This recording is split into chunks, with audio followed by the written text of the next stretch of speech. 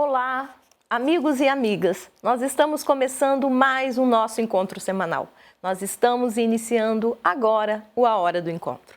A Hora do Encontro é esse programa de bate-papo. Esse bate-papo relacionado, aos programas de mestrado em promoção da saúde e tecnologias limpas, que procuro levar até vocês o que está sendo discutido nas pesquisas, o que está sendo discutido com os alunos, o que os alunos estão pesquisando, a necessidade de tornar mais próxima das pessoas aquilo que está sendo feito no âmbito da academia. Ciência, afinal de contas, é algo que precisa ser entendida de uma forma mais próxima de nós. Não pode ser visto como tão distante e inatingível. É por isso que A Hora do Encontro, toda semana, está aqui com vocês, trazendo um convidado, uma convidada, enfim, seja professor, orientador, orientadora, ou mesmo os alunos que estão na pesquisa aí, trilhando esse caminho da pesquisa e que é tão importante. E hoje nós vamos receber aqui a biomédica, também professora na Unicesumar, no curso de biomedicina,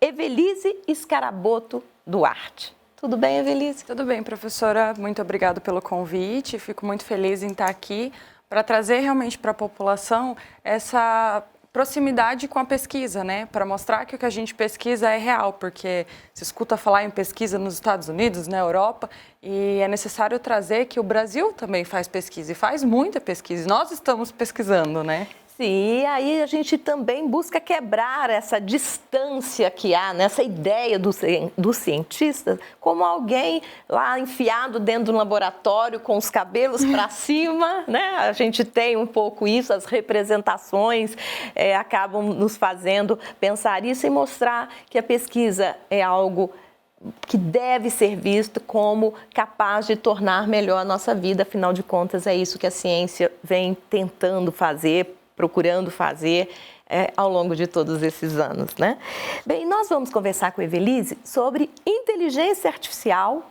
e os aspectos bioéticos. Parece um tema difícil, mas vocês vão ver, como eu já falei, que não é algo tão distante, tão complicado assim. E nós vamos começar, então, para poder tornar mais claro do que nós estamos falando, pedindo para a Evelise falar para a gente um pouquinho o que é inteligência artificial. Então, vamos lá, professora. A inteligência artificial, ela já vem sendo discutida desde Alan Turing, E ela está no nosso dia a dia, ainda alguns de forma discrepante, que dizem que é inteligência artificial e é uma big data, e não é. Então, assim, são poucas as inteligências realmente que estão presentes no mercado. Mas a inteligência artificial, ela é um sistema desenvolvido para ela tomar decisões sozinhas. Então, a partir do momento que a gente desenvolve essa inteligência artificial, ela está instalada num âmbito que a gente quer utilizar, ela vai tomar decisões e ela vai começar a executar as funções sozinhas, sem necessidade de um humano por trás dela. Então, ela vai começar realmente a trabalhar como uma inteligência humana. Ela é instalada, é um programa que se instala num computador, por exemplo? Isso, num computador ou em algum software, num robô. Então, os robôs que estão sendo desenvolvidos, a gente já pensa neles em inteligência artificial, para eles pensarem, agirem, tomarem decisões sozinhas. O que a inteligência artificial ainda não tem é a sensibilidade que a gente tem, O humano, Porque a gente tem a nossa inteligência e a gente tem os nossos aspectos humanos. Isso a inteligência não traz. Mas a inteligência artificial, ela toma todas as decisões como um ser humano. Pode ser instalada num robô, num computador, num celular, depende do momento em que a gente quer usá-la. Bem, eu acabei não falando, mas a Evelise é mestranda no Programa de Promoção da Saúde do Unicesumar. E aí a gente fica pensando, como é que num programa de promoção da saúde vai entrar essa questão assim tão específica, tecnológica, de inteligência artificial? Como é que isso se casa? Então, dentro da promoção da saúde, quando a gente fala na política de promoção da saúde, nós temos tecnologias, E a inteligência artificial, ela entra principalmente dentro das UBSs, auxiliando, por exemplo, um médico dentro do prontuário eletrônico, para melhor decisão desse paciente. Ou então dentro dos relógios, que a gente traz, que esse relógio traz informação para um cardiologista, para um médico, como que esse paciente está, se ele está se exercitando, se ele não está. A inteligência artificial dentro do software desse médico vai falar para ele que o paciente dele está bem ou não está, se ele está seguindo as recomendações ou não. Então, a discussão bioética disso é até que ponto a inteligência artificial pode passar as minhas informações para o meu médico. Até que ponto eu estou concordando com ser diagnosticada por uma inteligência artificial. Hoje existe uma inteligência artificial na Europa que ela consegue fazer o diagnóstico do câncer de mama 5 anos antes dele aparecer, pelos aspectos celulares daquela mama. Então, antes do tumor aparecer, ela já disse que ali vai existir um câncer. Tem uma tendência. É uma tendência. Não, ela diagnostica. Ela diagnostica. Então, o câncer vai acontecer, vai surgir. Não é como, por exemplo, a Angelina Jolie fez aquele mapeamento genético e ela possivelmente teria. Não. Ali vai existir um câncer. Os aspectos celulares ali vai existir. Então, ele traz para benefício nosso, né? Porque quando a gente fala em atualização dos profissionais da saúde, hoje se fala que a gente teria que ler 29 horas por dia, de tantos artigos científicos que saem a todo momento. E uma inteligência artificial faz isso em segundos. Então, um software de inteligência ao lado de um médico ali no pronto atendimento, nas UBSs, vai conseguir entender melhor esse paciente e junto com a inteligência artificial, esse médico vai chegar no diagnóstico desse paciente. Um psicólogo vai conseguir avaliar pelas inteligências artificiais que esse paciente tem uma tendência ao suicídio, por alguns pontos específicos da fala dele, pelo conhecimento do tom de voz, a ênfase que ele vai dando. Então, assim, ela está vindo realmente para auxiliar muito a gente na saúde. É algo muito novo? A gente já tem... Quando é que começa? Já tem algumas coisas nesse sentido acontecendo, assim, de forma mais efetiva? Então, professor, hoje se confunde muito, porque, assim, inteligências artificiais são pouquíssimas. Porque a gente tem o Big Data, que então são grandes fontes de dados e a partir daquilo ali a gente consegue desenvolver alguns softwares para ir te localizando ou para te dando algumas opiniões. A inteligência artificial ela ainda não é uma realidade 100% atual. Por exemplo, né? Na saúde, a gente tem pouquíssimos. Em prontuários eletrônicos, o que a gente tem é realmente alimentação de Big Data. E através dessa Big Data, nós vamos conseguir alimentar as nossas inteligências artificiais, porque elas precisam ser alimentadas.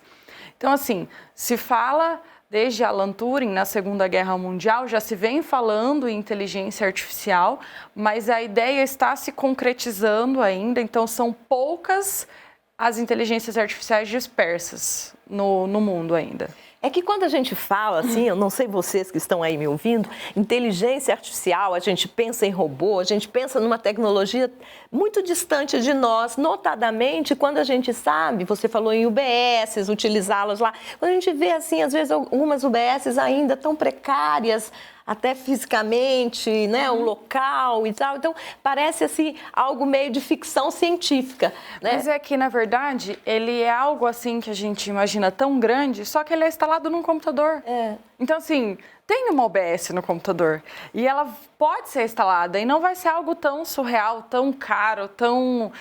Porque vai ser o interessante também ela trazer a união do sistema de saúde, né? Sim. Porque a gente, infelizmente, ainda não tem isso no Brasil, que eu consegui ir num cardiologista, num hepatologista e num neuro, e eles conseguirem os três conversarem juntos, conectarem. Né? E a inteligência artificial vai conseguir trazer isso também, essa conexão entre os profissionais, para a gente começar a voltar a tratar o paciente como um ser único. Eu acho engraçado a minha mãe, ela fala assim, eu não gosto do médico, porque eu vou no neuro, ele só trata minha cabeça, eu vou no hepatologista, ele só trata meu fígado. Então a gente precisa voltar a ser tratado como um ser único, né? E eu acho que isso, a inteligência artificial também vai adicionar isso pra gente, né? A unidade do ser humano para ser tratado, porque se eu for numa OBS aqui ou em São Paulo, quando eu passei mal, o médico de São Paulo ele vai conhecer todo o meu histórico porque a inteligência já vai falar para ele tudo que eu tinha, tudo que eu tive, e aí ele vai conseguir fechar um diagnóstico comigo desacordada, lá dentro de um pronto atendimento. Certo. E aí vem, pelo que você nos coloca, uma retomada de uma medicina, de um cuidado com a saúde mais holístico, né? Que não é algo que, enfim, não é algo novo, já se vem falando da importância corpo, mente, do século XIX, Freud, na psicanálise, mostra a necessidade dessa conexão e a gente vai compreendendo isso. Mas, na prática, muitas vezes, isso é apartado, né? Então, o que você nos traz é isso. Então, a inteligência artificial parece ser algo, né? Eu acho que efetivamente que vai nos trazer muitos benefícios. Eu acho que parece não, vai trazer. Sim. A questão é como nós nos preparamos para isso. Aí você tocou aí um pouquinho no início sobre as questões éticas. Sim. Né? Porque nós estamos num momento, por exemplo, que muitas pessoas não querem tomar vacinas e acham que isso é um direito delas, conquanto isso impacte de forma tão prejudicial no todo. Mas as pessoas acham que é um direito de escolha. Até que ponto será fácil, então, que essas pessoas aceitem que os profissionais de saúde tenham acesso a múltiplas informações da sua vida? Sim, porque assim, quando a gente fala nas nossas propriedades, né, na minha interioridade, né, a gente precisa discutir realmente, né, até que ponto essa inteligência pode invadir os meus dados, até que ponto eu vou confiar, né, qual é a confiabilidade disso? Quem eu vou processar se o meu diagnóstico sair errado? A inteligência, o hospital, quem desenvolveu? Porque assim, não existe algo físico a ser processado. Não é verdade? Então, assim, quem eu vou culpar por um diagnóstico errado? É claro que quando a gente fala em inteligência artificial, a gente vai conseguir minimizar os erros. Porque, como eu disse, ela vai ter um acesso a coisas muito mais novas que, às vezes, aquele profissional da saúde não está tendo. Porque ele tem que atender no consultório 12 horas por dia e ainda tem que chegar em casa, ler artigo que saiu. Então, assim, realmente a gente não consegue. Então, eu ainda acredito na inteligência artificial em consenso com um profissional. E aí isso precisa vir para a gente avaliar os aspectos éticos, a confidencialidade, a confiabilidade, a minha particularidade. Então, assim, ele vai poder soltar os meus dados assim? Não.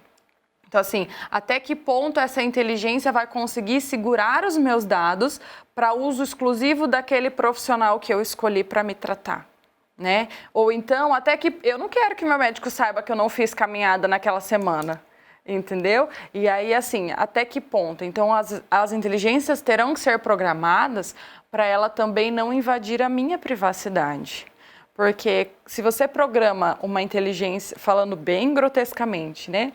Se você programa a inteligência artificial para ela melhorar a respiração do homem, e aí ela vai começar a plantar árvore, e no momento ela vai falar assim, não, mas é o ser humano que está matando o planeta, então vamos exterminar o ser humano, falando de algo assim. Então realmente a gente tem que ter um cuidado quando se soltar uma inteligência artificial em um robô ou algo do tipo, para ela realmente ser bem programada. Porque, infelizmente, um dos pontos da inteligência artificial é que ela começa a aprender sozinha.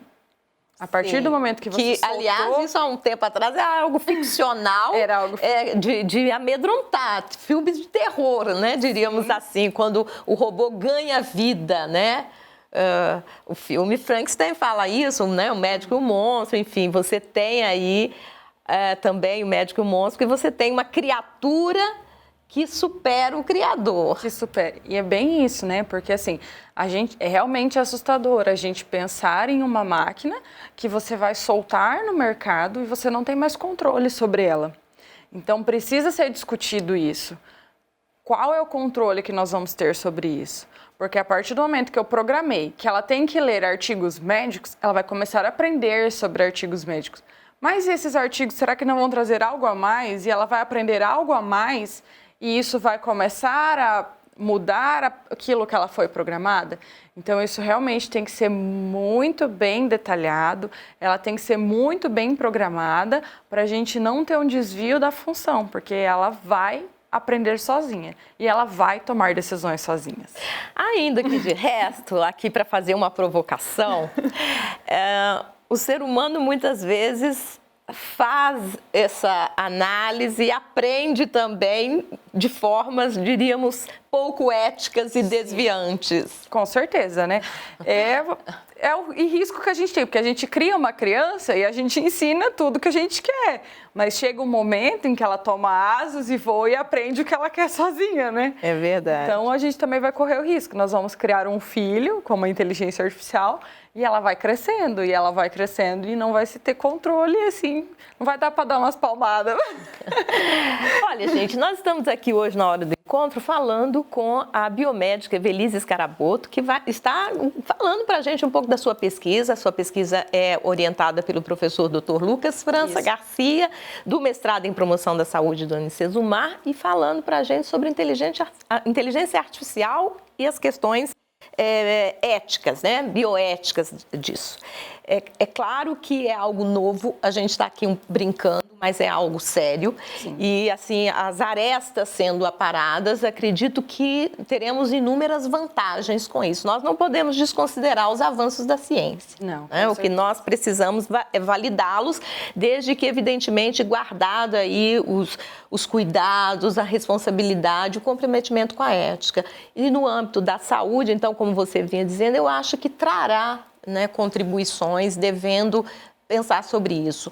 Como é que a sua pesquisa está sendo feita? Fala um pouquinho para a gente. Então, nós fizemos um levantamento bibliográfico, né? Então, nós fizemos um levantamento de artigos mundiais para a gente ver como que essas inteligências já estão sendo usadas dentro da área da saúde. E a partir disso, nós criamos alguns cenários que serão distribuídos tanto para profissionais da saúde quanto para pessoas leigas, pacientes, usuários do sistema de saúde, para a gente avaliar quanto profissional da saúde, o quanto isso vai me ajudar. E quanto paciente, eu tenho consciência, qual que é a minha visão de chegar num consultório e eu conversar com o médico e no final quem me dá um diagnóstico é a máquina? Deixa eu te perguntar, qual país está avançado nessa questão da inteligência artificial? Nós encontramos muitos artigos europeus, americanos e chineses, mas ainda assim, muitas teorias e pouca execução realmente dos usuários. Mas, por exemplo, a gente já tem uma inteligência chamada IBM Watson, que ela já venceu de 2 grandes vencedores de um programa, de um quiz de perguntas e respostas. Esse quiz, ele é executado de uma forma invertida. Eu não faço a pergunta e você me dá a resposta. Não, eu te dou a resposta e você me dá a pergunta. E aí tinham grandes 2 vencedores mundiais e essa inteligência veio e ganhou, assim, disparadamente deles. Porque 2 humanos. 2 humanos e uma máquina. Porque, realmente, quando a gente fala, né, em inteligência artificial, ela tem acesso a muito mais informação do que a gente. Infelizmente, a gente não é nem capacidade, porque eu acredito que o humano é muito mais capaz que a máquina. Tanto que fez a máquina. Tanto que fez. Mas a gente precisa de 8 horas de sono, a gente não tem 24 horas por dia para estudar, para leitura, o nosso corpo padece. E as sensibilidades que a gente tem, os nossos problemas, as nossas dores, os momentos em que a gente está mais angustiado, que vai nos tirando força. Sim, e a inteligência não tem isso, ela é uma máquina, ela está ali para fazer aquilo 24 horas por dia, 29 horas por dia, né? Então, realmente, eu acredito que eu pessoalmente, se eu sentar em um consultório e o médico falar assim, olha, quem deu o seu diagnóstico é a máquina, eu vou confiar. E eu vou falar, você consensa, né? Porque porque eu falo assim, às vezes chega um paciente, ele relata 1000 coisas pra gente. E a hora que a gente olha bem no fundo, ele só queria conversar. Então, assim, será que a máquina não vai dar conta de perceber? Eu acredito que não. Pode ser que num futuro ela consiga. Mas é aquele feeling sentimental, né, professora? Que a gente tem de olhar dentro do olho da pessoa e reconhecer que ela está com o olho lacrimejando, que ela não está bem naquele dia. Então, eu acho que ela sozinha não vai dar conta. Nós vamos precisar do humano por trás dela, porque ela vai ser extremamente racional. Então, ela não vai errar. Tanto que já se fala em juízes de inteligência artificial. Porque eles não... É um pouco assustador, né? É um pouco assustador, mas a gente precisa validar, enfim, os avanços científicos.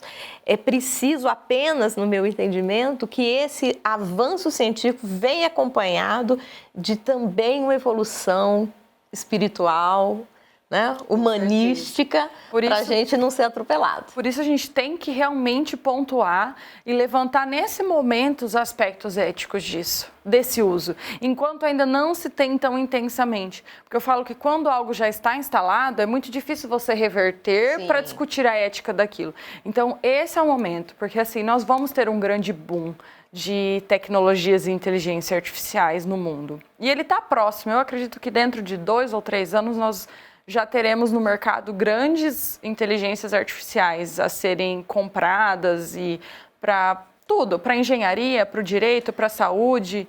E então, assim, esse é o momento da gente discutir a ética disso. Mas isso também tem uma questão que, assim, que é meio que reproduz algumas desigualdades, porque isso me parece que vai, pelo menos inicialmente, vai ficar restrito aos países de maior poder, os países com maior poder econômico, né? Você mesmo falou aí, Estados Unidos, Europa e mesmo a China. E os países né, em desenvolvimento, os países mais pobres e com muitos problemas a serem resolvidos no âmbito da saúde, vão ficar sempre como já acontece agora, né? Não podendo usufruir dessas vantagens. É por isso que eu falo, né, professora, é importantíssimo a pesquisa dentro de países em desenvolvimento como o Brasil, porque se a gente desenvolve a inteligência, ela é nossa. Sim. E nós vamos usar pra gente. Então, assim, a gente tem que parar de achar que o Brasil não precisa de pesquisa, não se deve investir em... Precisa, nós precisamos investir na pesquisa, porque aí nós vamos vender para eles. E o dinheiro vem para a gente, e nós vamos reverter isso em saúde, educação, em qualidade de vida, em trazer essas inteligências para melhorar, às vezes para onde não tem um acesso, né, a um médico. Você imagina eu colocar só um computador, o computador vai estar lá, o médico não consegue, mas o computador está lá, e às vezes o médico, por videoconferência, vai conseguir dar o diagnóstico daquele paciente em auxílio com a inteligência artificial. Então, assim, a gente precisa pesquisar para a gente ganhar como eles. Sim. Eu sonho em um dia chegar e a professora me perguntar assim, mas aonde está mais avançado? No Brasil. O Brasil é o mais avançado nessa pesquisa, porque a gente tem muita inteligência. A gente tem o jeitinho brasileiro para pesquisa que ajuda a gente um monte.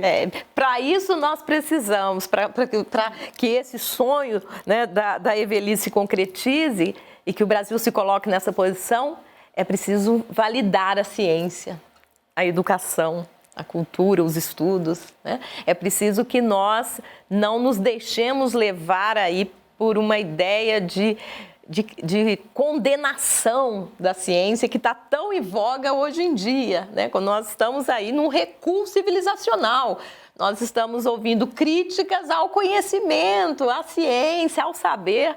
E eu também concordo com você, acho que nós precisamos avançar em direção ao futuro, acho que a inteligência artificial poderá ser muito útil para nós, mas nós começamos a plantar essa sementinha agora, respeitando os pesquisadores, respeitando a ciência e, evidentemente, investindo em ciência. Com certeza. Então, assim, quando a gente fala, né, em pesquisa... Quando eu era menor, os caras falavam assim, nossa, mas fulano só estuda, fez faculdade, um tal do mestrado, um tal do... E só que às vezes foi ele que descobriu a vacina pro HPV. Às vezes foi ele que vai descobrir a vacina pro HIV. Então, assim, a gente tem que parar de olhar com crítica e falar assim, nossa, mas você... Porque, assim, eu consigo, graças a Deus, conciliar o meu estudo com o meu trabalho. Eu consigo levar o mestrado e o trabalho ao mesmo tempo. Mas a gente sabe que tem pesquisadores que não conseguem. Na verdade, todos deveriam poder ter parar um pouco, não de trabalhar, porque vai atuar no desenvolvimento da sua pesquisa, enfim, na verificação. Mas essa carga, talvez, muito intensa de trabalho sobre os pesquisadores é extremamente comprometedora. Sim, e como a professora falou, parar de achar que só porque pesquisa não trabalha. Gente, nós trabalhamos muito mais. Então, é verdade. Bem, pessoal, olha, a hora do encontro é tão rápido. A gente começa a conversar, a gente vai começando a pegar gosto, né, do assunto e finaliza. Mas, enfim, nós não precisamos ter a Evelise aqui só hoje e não voltar mais. Ela está na sua pesquisa, deve finalizar os seus estudos, né, a sua pesquisa em março, mais ou menos, em fevereiro. Então, quando já tiver ela e o professor Lucas, podemos até trazer o professor Lucas também, que tem aí um grande conhecimento na área de bioética, para falar para a gente sobre esse tema, assim, que é assim, um pouco meio, parece ficção, né? A gente via na literatura, parece um pouco Júlio Verne, mas é realidade, que é a questão da inteligência artificial e os aspectos bioéticos disso. Eu quero agradecer você por ter vindo, por ter falado com a gente. Acho que é sempre muito bom receber os alunos que estão aí desenvolvendo as suas pesquisas. Imagina, professora, eu que agradeço pelo convite, agradeço pelas aulas que foram ministradas no mestrado, por todo o conhecimento e bagagem que a senhora traz para a gente. Eu agradeço muito, foi de grande valia, com certeza sinto falta das nossas aulas. Muito obrigada pelo convite. Olha, e você, esteja comigo na próxima semana. A Hora do Encontro é esse nosso bate-papo semanal sobre ciência, sobre assuntos que vêm da academia, desse lugar que parece inatingível, mas que tem tudo a ver com o nosso dia a dia. Tchau, tchau.